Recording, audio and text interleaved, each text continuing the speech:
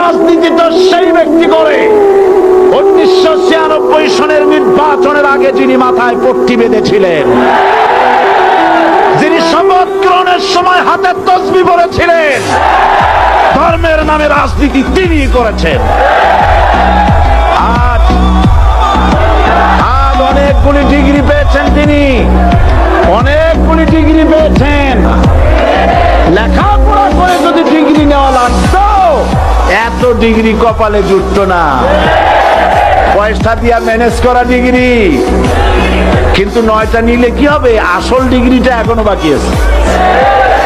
আসল ডিগ্রি কোনটা? নির্বাচনের আগে পট্টি বেঁধে তসবিহ নিয়ে গোটা জাতিকে যে সফল ভাবে প্রতারণা করতে আপনি পেরেছিলেন মহাপ্রতারক হিসেবে, সেই ডিগ্রি আগামী নির্বাচনের মোক্ষম সময় জনগণ আপনার গলায় পরায় দেবে।